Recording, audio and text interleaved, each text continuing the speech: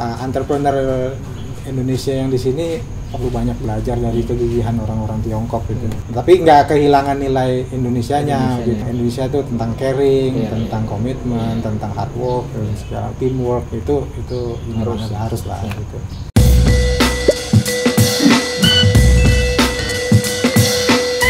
Oke, sahabat roda 3, kembali lagi bersama gua Nanda di channel Scooter 99. Kali ini kita akan ngebahas soal shipping. Jadi shipping untuk produk-produk Scooter 99. Gimana ceritanya? Saksikan terus di channel ini.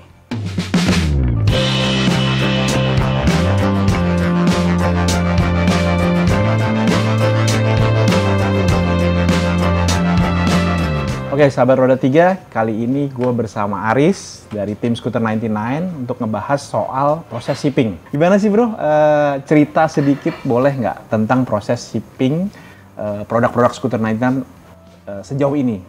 Sesudah proses packing, kita ada kontak ke shipping agent ya. Oke, jadi pakai shipping agent ya. Shipping agent terus kemudian kita cek schedule-nya, baru kita antar ke Tanjung Priok. Ya. Nah, untuk di warehouse-nya ya, kita di sana untuk dicek lagi. Apa itu pengecekannya biasanya?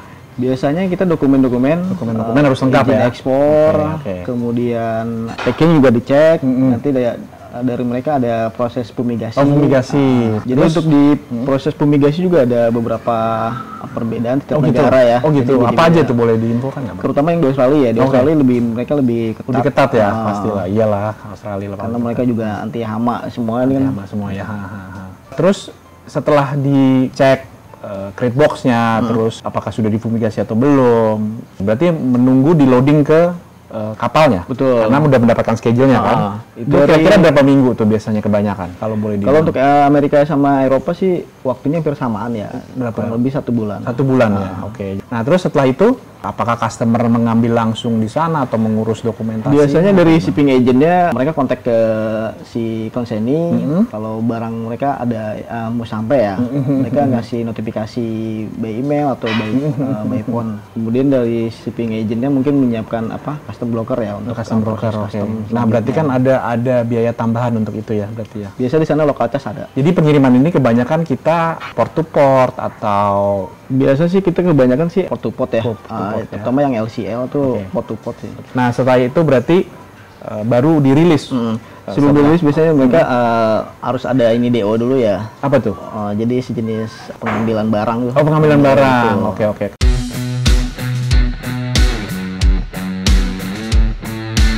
Apakah ada informasi tambahan lagi nggak buat si customernya ini bahwa di negara tersebut harus mengikuti regulasi terkait? Pasti kalau sebelum rilis tuh kan ada DTO Prop ya namanya.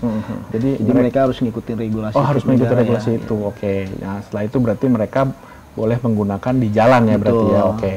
Setelah ke warehouse-nya lokal agent di sana, di pick up sendiri oleh si customer atau kita antarkan? Maksudnya ini kan nggak door to door berarti. Kalau untuk yang kebanyakan LCL, kebanyakan mereka ambil sendiri ya, entah menggunakan mobil sendiri, atau juga mereka ini bawa trailer ya, tracking sampai rumahnya. Oh, berarti ada transport tambahan lagi ya untuk pasti ada mereka biaya lokal charge di sana. Nanya sedikit nih, tadi kan ngomong soal LCL, FCL. Apa sih itu FCL, LCL? LCL tuh jadi cuman hitungannya berapa CBM aja. Kalau FCL itu full container. Oh, full load container ya?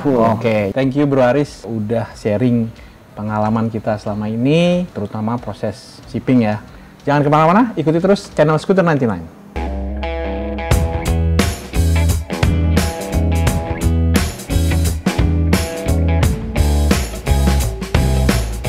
Nah, kali ini gue udah bersama ownernya Scooter 99 langsung. Gimana? Om Bram, apa sih keluh kesahnya? Ini kan langsung nih dari awal Scooter 99 berdiri sampai sekarang tuh proses shipment tuh gimana? Ada kendala kah? Atau omel-omelin customer atau apa? Itu kan banyak pasti soal shipping kalau nggak nyampe on time atau apa. Boleh ceritain nggak? Ya, sebenarnya itu parts of journey ya. Jadi setiap Berproses customer lah ada ya. proses, setiap Oke. customer pasti punya cerita unik. Contoh terutama yang kayak shipping FCL ya, full Oke. container, ada Full yang container load ya. jadi ada yang 20 feet, ada yang 40 feet. Jadi semua treatmentnya kan juga caranya beda-beda. Misalnya yang 20 feet mungkin bisa dekat di sini di pinggir dekat workshop kita. Pinggir workshop ya. kan.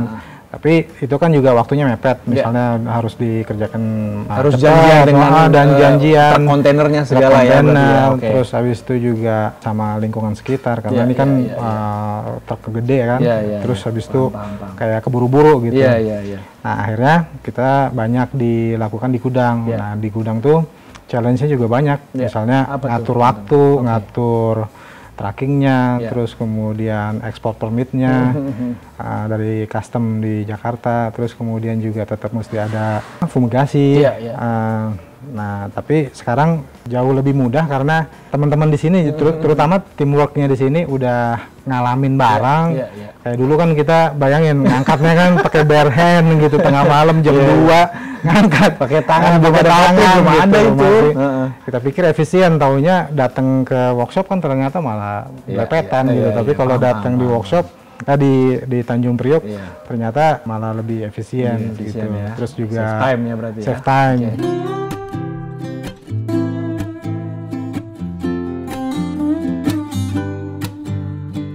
Februari kayak misalnya ada ngirim bajai, dia warga negara Amerika yang tinggal di Hong Kong, Oke.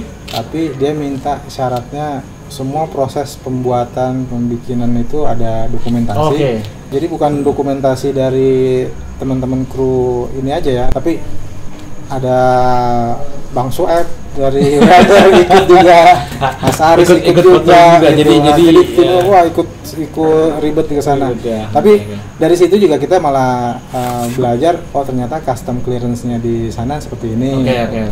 Kita juga belajar misalnya di Singapura gimana custom clearance-nya. Jadi bukan hanya customer sendiri yang ngerasain, jadi kalau misalnya mereka sendiri ada kesulitan atau ada isu di lapangan, kita udah pernah ngalamin, jadi gimananya udah pernah. Jadi kayak dulu kita di Seattle ngambil mobil, jadi prosesnya sebetulnya bisa, tapi kalau nggak mau ribet ada beberapa broker yang bisa bantu juga. Gitu. Tapi terlepas dari itu nggak semua lokasi kan punya space yang lebar. Misalnya kayak di New York, kalau misalnya mau unboxing ya di pinggir jalan. Jadi nggak boleh ada tempat untuk khusus untuk bongkarnya. jadi mesti kudu buru-buru, terus habis itu ngupain orang kan nggak murah kayak di sana. Setelah itu ngebuang sampah wooden box-nya kan crate box-nya. ngongkosin lagi, jadi Nggak boleh buang sembarangan gitu kan. udah seneng mikirin barangnya, tapi sampah juga harus dipikirin juga ya berarti. harus gimana. Tapi semua itu kebayar lah sama kepuasan dari customer, terus ada ceritanya kemana-mana gitu. Juga buat teman-teman yang transaksinya ekspor, jadi serta-merta bukan transaksi finansial, tapi jual value, jual value. Ya, jadi ini bukan tentang sespan, bukan tentang sidecar atau motor dan segala macam. Ini tentang silaturahim, ini tentang ekspor import, ini tentang making friends. Ini lesson learned, terus gimana teamwork, gimana kita belajar geografi. Jangan sampai salah. Salah kirim atau salah apa gitu ya. Cilaka itu.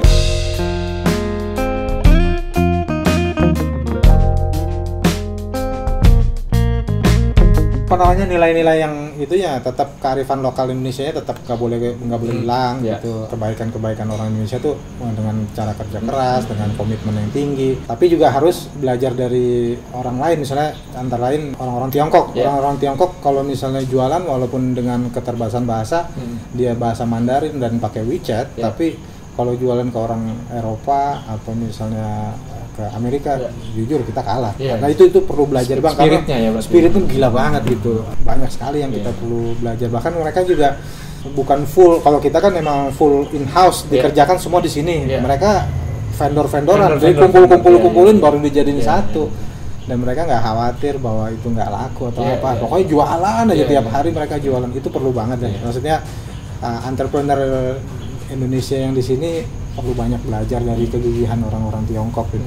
Tapi nggak kehilangan nilai Indonesianya gitu. Indonesia itu tentang caring, tentang komitmen, tentang hard work, dan segala teamwork itu harus lah gitu. Oke, sahabat Roda 3, itu tadi bincang-bincang kita dengan Om Bram, owner Skuter 99.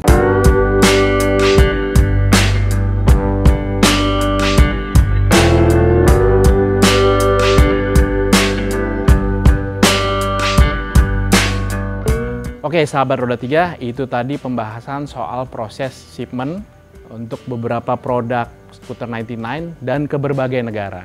Jangan lupa like, subscribe, dan jika ada pertanyaan silakan tulis di kolom komentar.